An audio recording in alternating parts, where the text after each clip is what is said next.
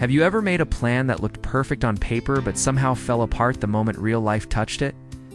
Have you ever followed advice exactly as it was given, worked harder than everyone around you, still ended up in the same place, confused and exhausted? Have you ever restarted so many times that even beginning again started to feel heavy, almost embarrassing? Have you ever laid awake at night wondering why discipline, motivation, and planning seem to work for everyone else but never stick for you? This is the part no one likes to say out loud. You weren't lazy. You weren't careless. You didn't want it less. You showed up. You tried again and again. But each time, the same quiet pattern repeated. Strong intentions, detailed plans, burst of effort, then fatigue, then distraction, then guilt. The kind of guilt that doesn't scream but whispers. The kind that makes you promise yourself you'll fix it next week, that next time you'll make a better plan, a stricter plan, a smarter plan. And when that one collapses too, you don't question the plan. Question yourself, your focus, your willpower, your character. But what if the problem was never your effort? What if the collapse wasn't personal at all? What if your plans weren't failing because you were weak, but because they were built on something that ignores how humans actually function? If you've ever wondered why your best plans always collapse isn't working for you, this story will change how you see it forever. Mr. James was 45 years old, and by the outside definition, he was doing everything right. He woke up early, worked long hours, read all the books everyone recommended, and followed the routines that successful people swore by.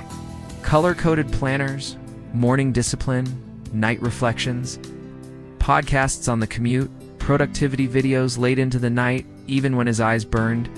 He believed that if he could just design the perfect plan, everything would finally click. So he sacrificed. Sleep became optional, weekends became work days, and conversations became shorter. Relationships were postponed, with quiet promises of later. Every time a plan failed, he didn't slow down, he doubled the rules. Tighter schedules, earlier alarms, less rest. He treated exhaustion like a flaw to overcome instead of a signal to listen. Inside his head, there was constant noise. Lists that never ended. Deadlines that kept moving. A feeling of always being behind, even when he was moving fast. He restarted so many times that starting over felt like muscle memory. New notebook, new app, new system, same outcome. The effort was real, but the relief never came. At work, he smiled and said he was busy. At home, he said he was tired. Alone, he felt something heavier. Quiet shame he couldn't explain, steady enough to drain him. Each failure tightened the same belief inside him, repeated like a prayer he didn't know he was saying. A perfect plan guarantees success.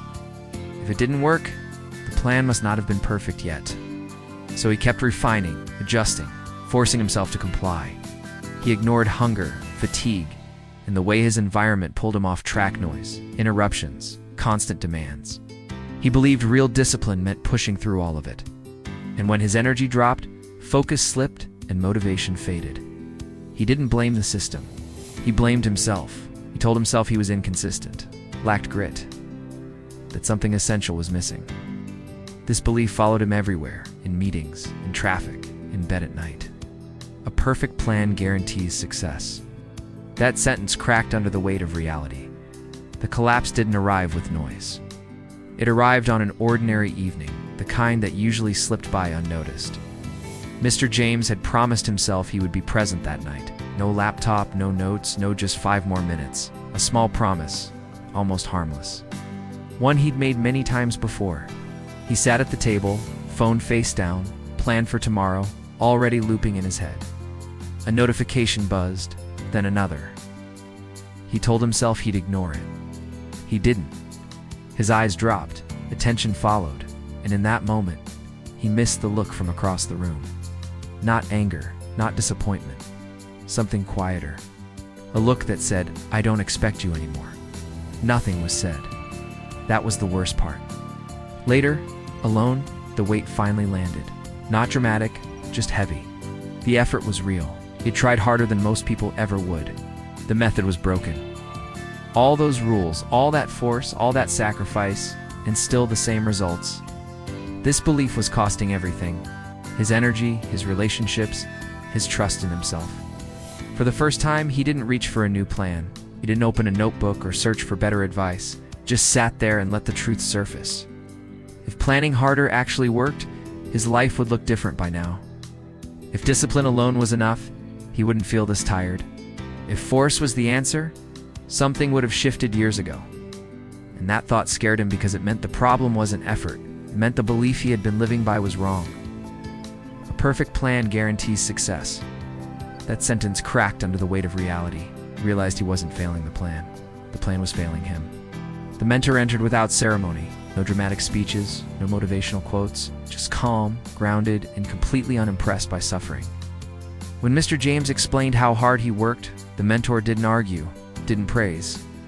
He simply said, "Execution needs structure." The words landed strangely, not inspiring, not comforting, just accurate. Mr. James pushed back, explaining his systems, routines, and discipline. The mentor let him finish, then said plainly, "You are working hard, but you are using the wrong tool." That sentence stung. It removed moral credit from effort.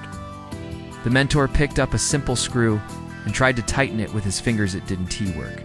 Then he used the right tool. One turn, clean, efficient. "You don't blame your hands," he said. "Use the right tool." He explained that plans fail when they ignore human energy. It's fatigued and environment. Not because people are weak, but because plans are built for imaginary humans. Humans who never get tired. Humans who don't react to stress. Humans who can focus anywhere, anytime. Force will never replace structure.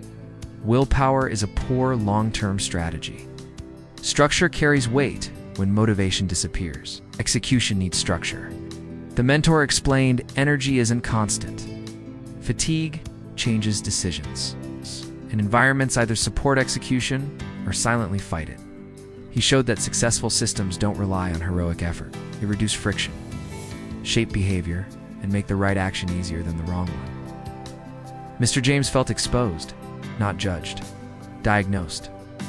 All the suffering suddenly made sense, not because he lacked discipline, but because he had been using discipline to compensate for missing structure. No amount of force could fix that. The mentor reduced everything to 3 principles. Principle 1. Energy decides everything. No plan survives daily life if it ignores when energy is high and when it collapses. Discipline fails not because people are weak, but because plans often demand the hardest actions at the lowest energy moments. Principle 2. Fatigue lies to you. The mentor explained that tired minds make poor promises and even worse plans. Under fatigue, everything feels heavier, harder, and more urgent than it really is. This shatters the belief that pushing through exhaustion builds character, and reveals that most quitting isn't failure, it's fatigue speaking. Principle 3. Environment is the hidden hand. The mentor said behavior rarely wins against surroundings. Noise, visibility, friction, and access quietly decide outcomes long before willpower enters the picture. This ends the belief that self-control should operate in chaos. Change the environment, and behavior follows with less effort. Each principle carries the same message beneath it. Plans fail when they ignore human energy, fatigue, and environment because people aren't capable, but because they are predictable. The mentor framed this as physics. You don't argue with gravity, you work with it. Mr. James felt uneasy. These ideas removed the drama from self-improvement. No heroics. No suffering as proof. Just alignment, clarity, and logic. The next 90 days didn't look impressive from the outside. Mr. James removed rules instead of adding them. Fewer decisions in the morning, fewer commitments at night. He built systems that matched his energy instead of fighting it. Hard tasks moved to high-energy hours. Low-energy moments were protected, not punished. Its environment changed quietly. Distractions moved farther away. Important work moved closer. The pressure to force progress faded, replaced by steadier, smarter structure. Execution needs structure. The constant exhaustion lifted first. Then the mental noise softened. His focus lasted longer without effort. Relationships improved because he was actually present, not just physically there. Old life had been tight, rigid, exhausting. Every day felt like resistance training. The new life felt different, demanding but lighter, disciplined but humane. Execution needs structure. Progress came without urgency, without guilt, without nightly negotiations with himself. He didn't need motivation to begin anymore. The system carried him forward even on tired days. 90 days didn't turn him into someone new. They returned him to who he already was before burnout taught him to distrust himself. My friend, here's the truth in plain words. Energy decides everything. Fatigue lies to you. An environment quietly shapes your success. Those are the 3 principles that can change how your plans actually work. Now try something real for the next 90 days. First, remove one rule that is draining your energy, something you have been forcing yourself to do out of obligation. Second, lock one habit into a system that matches your natural energy schedule, it when you feel strongest, not when it should happen. Third, change one part of your environment to make progress easier. Move distractions away, make your tools accessible, or create a space that supports focus. Keep it simple, keep it human. Execution needs structure. Now tell me, what is one thing you will change this week? Write it in the comments.